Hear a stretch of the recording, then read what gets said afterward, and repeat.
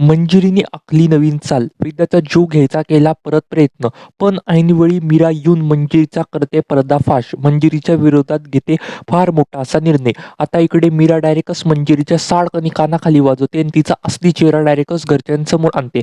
आता इकडे अंबिका मंजिरीला फार मोठी अशी शिक्षा देते. तर ती कोणती शिक्षा राहते सगळं सगळं आजच्या व्हिडिओमध्ये पाहूया. आता इकडे रात्रीची वेळ राहते. आता इकडे मंजिरी म्हणते, मला काही देखील खून मार्जरीला भेटायला गेलं पाहिजे. असं म्हणून आता मंजिरी मार्जरी पुढे जाते. मार्जरीला मंजिरी म्हणते, काहीतरी आपण केलं पाहिजे वेदाचा जीव घेण्याकरता. तेव्हाच मार्जरी पण बोलते, आता माझ्याकडे एक अशी गोष्ट आहे, जर का ही गोष्ट वेदाच्या बेडरूममध्ये जर का तू ठेवली तर वेदाचा अवघ्या 24 तासाच्या आत जीव जाईल, वेदाचा प्राण जाईल आणि तुझी एक कवडी पूर्ण होईल. तेवढ्यात मंजिरी पण बोलते, ती कोणती गोष्ट आहे बरं? इतक्या दिवस झाले तू ती गोष्ट मला सांगितली का नाही बरं?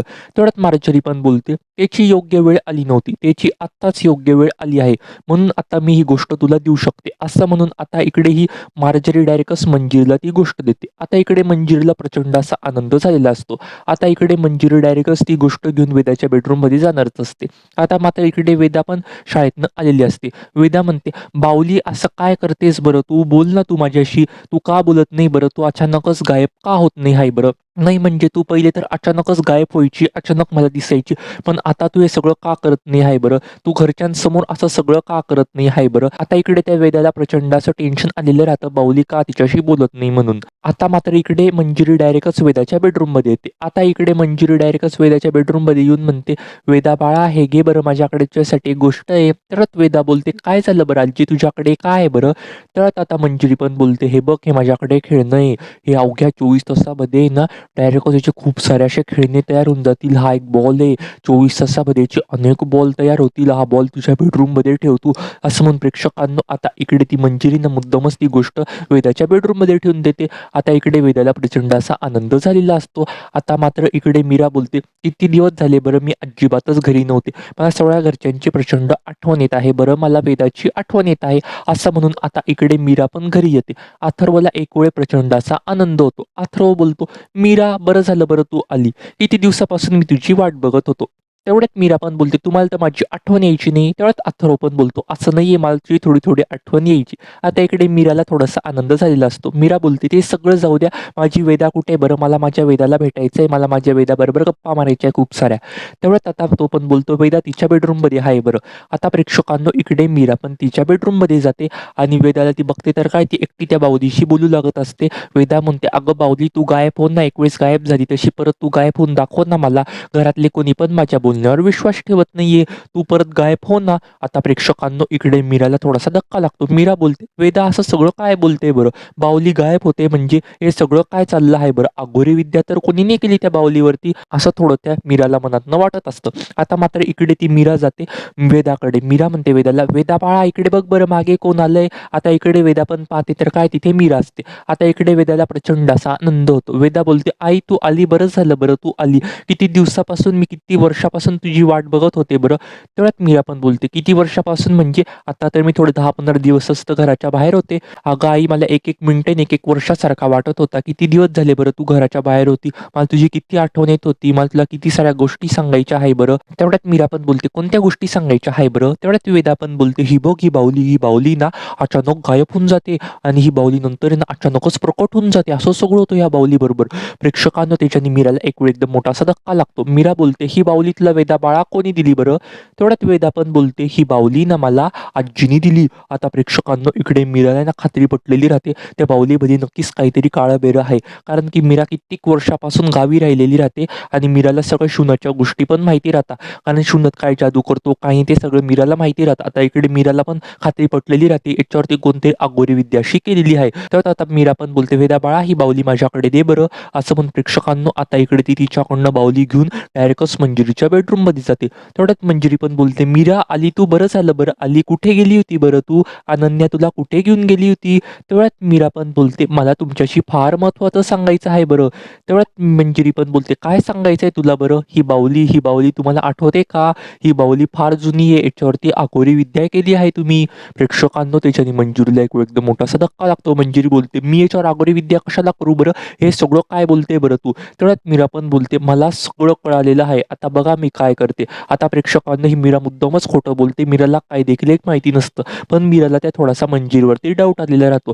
म्हणून मीरा मुद्दाम असं खोटं बोलून तिथून निघून जाते. आता मात्र इकडे अंबिका पण येते. अंबिका मीराला म्हणते, आपल्या वेदाचा जीव घ्यायचा प्रयत्न झाला होता. प्रेक्षकांना त्याच्याने मीराला खूप मोठा असा धक्का लागतो. मीरा बोलते, आपल्या वेदाचा जीव घ्यायचा प्रयत्न झाला होता म्हणजे काय? आता इकडे अंबिका जुनं जे काय सगळं घडलं ते सगळं मीराला सांगते. मीराला 440 वॉटचा एकदम मोठा असा शॉक लागतो. तेवढ्यात मीरा पण बोलते, म्हणजे आता मला खात्री पटली आहे या सगळ्या कटकारस्थानामध्ये ती मंजिरी शामिल आहे. आता प्रेक्षकांना इकडे अंबिका बोलते, मंजिरी शामिल आहे म्हणजे? मी आता मंजिरीच्या बेडरूममध्ये गेली होती, तेव्हा मी तिथे पाहिलं ती एकदम अशी घाबरलेली होती आणि ती स्वतःचीच काहीतरी बडबडत होते. मला तिच्यावर थोडासा डाऊट आला आहे बरं, अशी मीरा म्हणते. तेवढ्यात अंबिका पण बोलते, मला पण त्यांच्यावरती पहिले थोडासा डाऊट असा आला होता. आता तेवढ्यात मीरा पण बोलते, आता आपण आहे ना डायरेक्टच त्यांचा असली चेहरा घरच्यांसमोर आणायचा. मला खात्री पटली आहे ह्या बाहुलीवरती त्यांनी अघोरी अशी विद्या केलेली आहे. मी बाहुली फेकून देते, असं म्हणून प्रेक्षकांनो आता इकडे मीरा ती बाहुली अशी घेऊन फार लांब अशी फेकून देते. आता इकडे वेदा पण बोलते, माझी बाहुली कुठे गेली, माझी बाहुली कुठे गेली? तेवढ्यात मीरा पण बोलते, ती बाहुली ना अचानक गायब होऊन गेली. ती नंतर येईल वेदा बाहुली, तुला अजून काय आजीने दिलं आहे का? तेवढ्यात ती वेदा पण बोलते, हो हा बॉल मला आजीने दिला आहे बरं. हा बॉल जर राहू दिला ना मी 24 तास, त्याच्यानंतर अनेक बॉल असे तयार होईल. आता प्रेक्षकांना इकडे मीराला तर खूप मोठासा धक्का लागतो. मीरा बोलते, हा बॉल नसून हा एक जादुई गोळा आहे, हा एक जादुई विद्याचा आहे. हा जर बॉल हिच्या जर बेडरूममध्ये राहिला ना खूप मोठा असा अनर्थ होऊन जाईल. प्रेक्षकांना आता इकडे मीरा तो बॉल घेऊन डायरेक्ट फेकणारच. तेवढ्यात तिथे काय मस्त अशी महागौरी आजीची एंट्री होते. महागौरी आजी बोलते, मीरा मीरा आहेस का गो तू? तेवढ्यात मीरा पण बोलते, मीरा बोलते, आजी तू आलीस का? मला तुझी पण फार आठवण येत होती बरं, किती दिवस झाले आपली भेट नाही झाली बरं. तेवढ्यात महागौरी आजी बोलते, मला पण माझ्या भक्तांची फार आठवण येते, मला पण तुझी फार आठवण येत होती. हा जो बॉल आहे हा साधारण नाहीये, हा एक जादुई गोळा आहे, याला घेऊन तू फेकून दे, असं म्हणून प्रेक्षकांनो आता इकडे महागौरी आजीच तो गोळा तिच्या हातातून घेते आणि फार लांब अशी फेकणार राहते. आता इकडे मंजिरीला प्रचंड असं टेन्शन येतं. मंजिरी बोलते, हे सगळं काय होत आहे बरं? अचानकच हा बॉल गायब कसं काय झाला बरं? जर का हा बॉल राहिला असता तर मला वेदाचा जीव घेणं फार सोपं गेलं असतं. आता इकडे मंजिरी प्रचंड अशी घाबरलेली असते. आता इकडे मंजिरी पुन्हा मार्जरीकडे जाते. मंजिरी पुन्हा मार्जरीकडे जाऊन जे काय घडलेलं राहतं ते सगळं सांगते. आता इकडे मार्जरी बोलते, एक मनुष्य आणि एक आत्मा परत ते एक झाले आहे बरं. इतके दिवस ते लांब होते तर आपल्याला वेदाचा जीव घेणं थोडं सोपं गेलं असतं. आता परत ते एक झाले आहे. आता तिचा जीव घेणं फार कठीण जाईल. आता आपल्या हातामध्ये काही देखील एक नाहीये. चिरतारुण्य मिळणं तर फार आता कठीण जाईल. ती म्हातारी परत येऊन तो बॉल घेऊन गेली म्हणजे आता आपलं काही देखील एक खरं नाही. तो एक जादुई गोळा होता.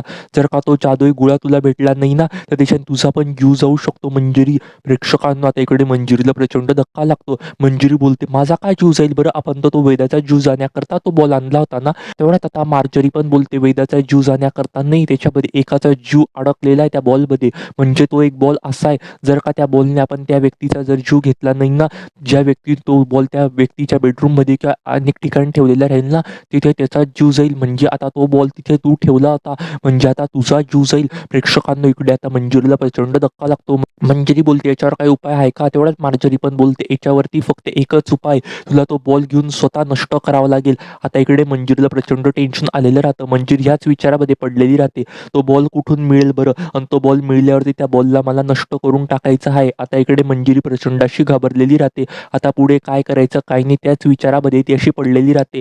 तेवढ्याच प्रेक्षकांना दादासाहेब येतात. दादासाहेब बोलता, मीरा बरं झालं बरं तू आली, तू नव्हती ना तर घराला घर पण नव्हतं. आता इकडे त्या नीच नर्मदाला तर प्रचंडाचा संताप झालेला राहतो. नर्मदा बोलते, ही परत कशासाठी आली बरं?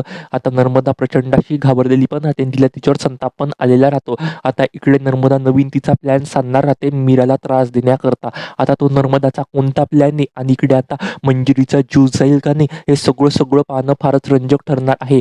जर का तुम्हाला अशाच मालिकेच्या डेली अपडेट सर्वात आधी जाणून घ्यायच्या असतील ना तर आपल्या या चॅनेलला आता सबस्क्राईब करा. Thanks for watching.